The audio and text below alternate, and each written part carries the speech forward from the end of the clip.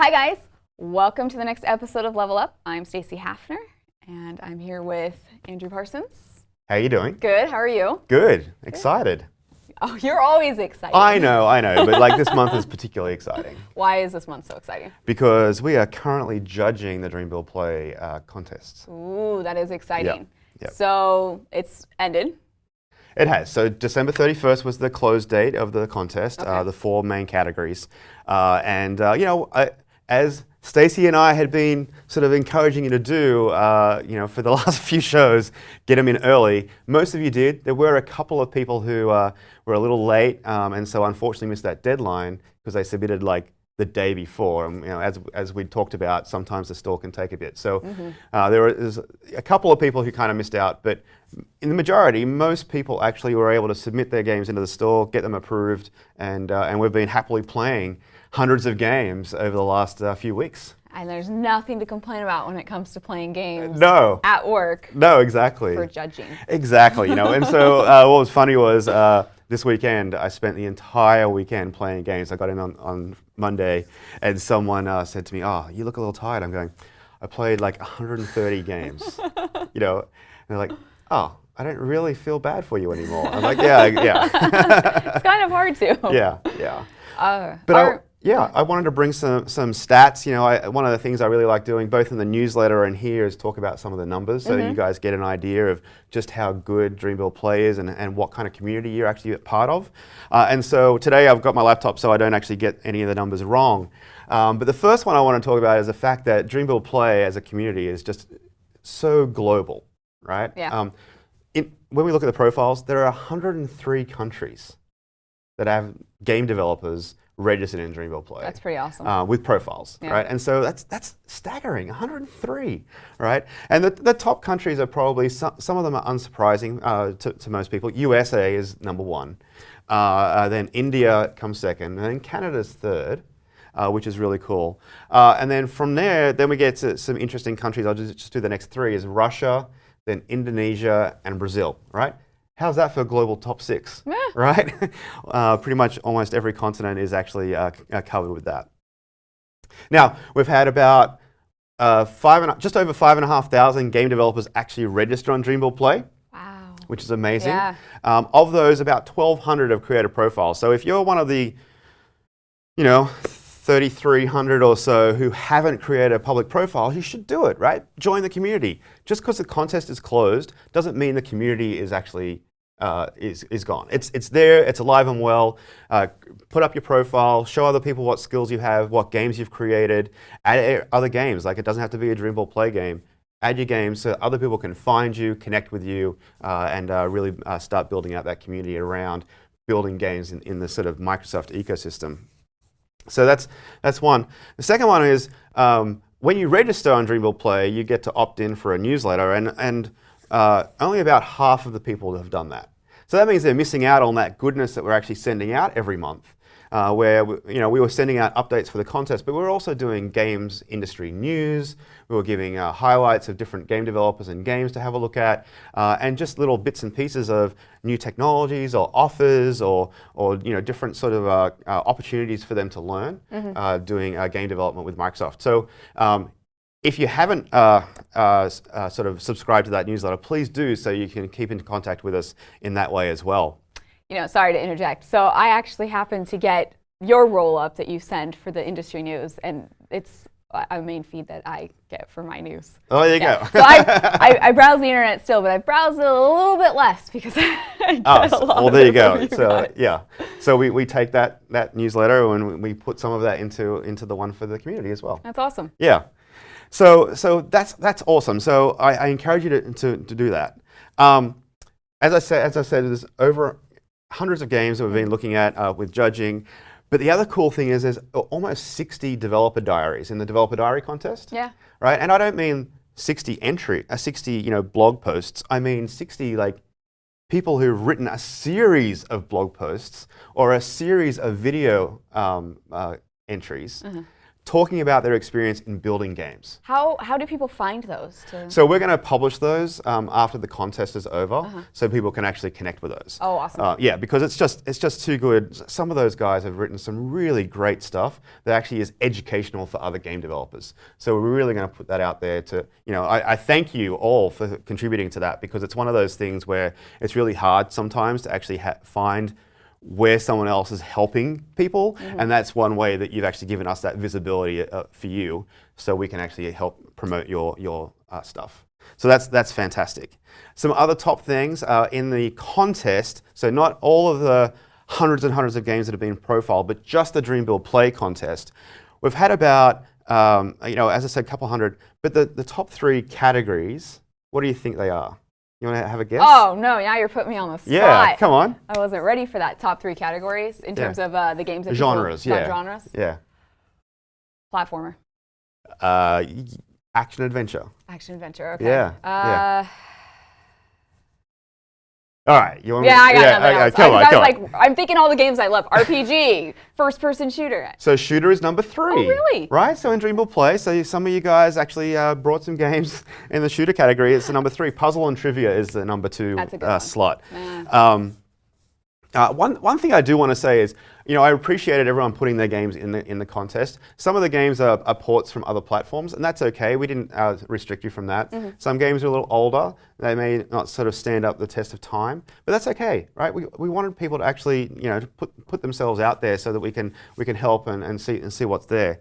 And so some of those games are, some been around for a little, maybe for 12 months or so on other platforms, but they've actually taken the effort of actually putting it on, say, Xbox, right? And so we have, a few dozen games in the Creators Collection from Dream.Build.Play, which is pretty exciting for you, I'm sure. Yes, right? we watched our number in December for the collection jump quite a bit. Yeah. I'm like, I know exactly why that happened. But it was still pretty fun to see. And it's, I mean, to your point, even if you take kind of an older game and you're porting it over to the console, like it's not, and I don't want to say it's a hard port, but it's not like a super easy, clean, like you're still optimizing for that device. You're still changing your input, especially if it's touch. You got to go controller. Exactly. You're still designing for, maybe the TV and the screen. So that there are changes and things that you need to do in order to kind of get it to run and look and be performant on a console device. So it's not super easy, it's not super hard, but still work. Exactly, that's right. And there was even one, and I'm not going to mention the name because I don't want to be biased or anything, but there was one in their description that said, no one's really tried this particular genre on console before because everyone keeps telling us it's not going to work. Well, we're here to show you that it does work. And so, they've got this game. I'm not going to say what it is, but they've put it on Did Xbox. it work? And it kind of works. Oh, nice. Yeah. Nice. So, usually you use touch on a mobile device or something, and they're using a controller, so it's a little different. But, that's what we want. People testing out things. And so I was going to say, actually, that was one of the things that, so to take it to like VR real quick, that was one of the things that kind of appealed to me about virtual reality is, and it's kind of the same, I guess, with console when you're building it. Yeah, you might not take a game and have it build the exact same way that you would on PC with a keyboard and a mouse and the devices that you have, but you get to kind of reinvent that genre to make it work with what you do have. And that's why I loved VR, because it's the same thing with VR. You can't take a strategy game and how you would normally have it on a PC and port it into VR. You could, but it's not going to be as much fun. Same thing with console. In order to make that work, you have to take some creative liberties in order to kind of adjust the genre. And that to me is an appealing part of game development. Yeah, that's the fun part. Yeah, totally. And on that, like the mixed reality category, there's some really good-looking games in there that I was like, I want to play this game not just for the contest. I want to play it for fun, and a couple of them require multiplayer. And I'm like, come on, someone play with me, because it's just too much fun to actually see what some people are creating. Awesome. So the next thing I want to talk about is like the top 3 technologies people have profiled on their skill set. Okay. And so. Am I guessing? You want to guess? Yeah. Okay. Technologies. Unity. Number 1, like above anything else. That one was easy. Yeah. Are we talking like? And then languages are. Languages are part of it. Yeah. C#. That's number 2. And you want to go for number 3? 3 for 3? 3 for 3. Hold on. Adobe. No. No. Okay. It's C++. C++. Oh, that was my one, and then I was like, I don't know. I feel good about that one. like C++. All right. Which is really cool. Yeah, that is pretty right? cool. Like top 3. to C# and C++ languages, which we expect, and then Unity is just like way above everything else. That was like an easy one. I didn't really even count. Yeah, but other platforms and technologies are in there. Unreal's in there, and Monogame, and all those other guys. Yeah. I guess Unreal would have been a better one. I don't know why I went. I was thinking graphics. Yeah. I was going like somebody had to claim something for DirectX is in there, all sorts of stuff. So I've got a few more things. So as I said, judging's almost complete. We're going to announce the finalists in February, and then we're going to have the live finals in March, right? March 20, which is the Tuesday. It's part of Microsoft's presence at GDC. We're going to be in San Francisco for the finals for our judges. We're going to have a judging panel. I'm not going to announce any of the names right now. It's going to be a bit of a surprise. And we're going to stream it live through Mixer. So if you haven't looked at Mixer before, we actually did challenge you to, as part of Dream.Build.Play, to integrate Mixer into your game. So that's one of the things. But if you haven't looked at it, Mixer is a live streaming service that allows you to have almost zero latency, and it's fantastic and allows you to do co-streaming and all sorts of wonderful stuff, as well as build it into your actual game so you can actually do some really interactive stuff. We're going to do some of that functionality in the live finals. Maybe look at some stuff like People's Choice and stuff like that, but more than that. We don't want it to just be the standard. We want to try and do some creative things. So that's going to happen. We're going to have the finalists, when we announce them in February, we're going to have you Skype into the live finals, and then, as I said, Mixer stream out. We're just really wanting to embrace the cloud in this sort of experience. So we're going to do that. It's going to look really cool. We're going to have a new movie that we're going to sort of reveal, and not just the four core categories, where the top 3 finalists for those categories will actually present to the judges, have questions from the judges, and then ultimately be crowned the winners. We're also going to announce the winner of the Developer Diary contest. Ooh. We'll also announce the winner of the Zola contest. We'll also announce the winner of the Windows Ad SDK contest. And all of those things will all be part of that thing. So it's going to be a fantastic hour and a half sort of show. Yeah. And think of it as a show, right? It's going to be one of those things. It's going to be awesome. I also want to thank some of our other sponsors that have been really involved. Unity has been fantastic as a supporter, not just as a technology that people have been using, and that's been fantastic. But HyperX came in late November, December, and have actually been giving out headsets to a number of the game developers. And I think that allocation has been exhausted, but we're working with HyperX to see what else we can do to bring some of their great technology to even more people in the Dream.Build.Play community. And so all of those guys are all going to be involved. It's a fantastic experience for the finals. And so, I'm not going to give anything away about what I like or not like, but I have personally played every single game in the contest. That's awesome. And some of them are looking really good. That's awesome. Yep. That's great. Yeah. I wanted to back up a little bit. So everyone's going to be notified in February if they're part of the finalists. Correct. And then GDC is mid-March 19th, the week of the 19th, I think. March 19 to 23. So in sometime during that week, which I'm assuming you'll announce a little bit in advance, is when you'll do the show to... It's going to be the evening of March 20, the Tuesday night before GDC kicks off. Everything is that Tuesday night. Yeah. It's going to be in San Francisco. It's going to be at our special Microsoft Reactor space.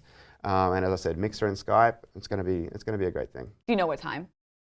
Evening. Like early evening, for like 5 or 6. Okay, cool. Yeah. I will actually be at GDC. Yep. So cool. I'm going to plug myself here. Yeah, do it. So we are going to have a creators program, Xbox Live creators program area.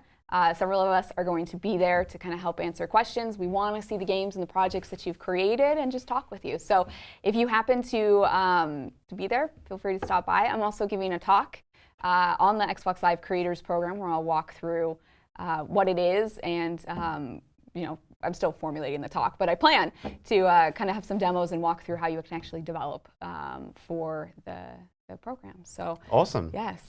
That's exciting. It is. It's very exciting. I love teaching and doing the talks. So I'm actually really excited for it, but I'm still working on it. Good. Anyway, so make sure you come by, say hi. I'm assuming you'll be there. I'll be there. We're actually going to have some of the Dream.Build.Play finalist games at the booth as well. Oh, nice. So people can go hands-on. So. Oh, that's awesome. Yeah. So come by, say hi, and the best of luck to all of you guys with the competition. Cool. Yeah. Good luck, guys. All right. Thank you. Thanks.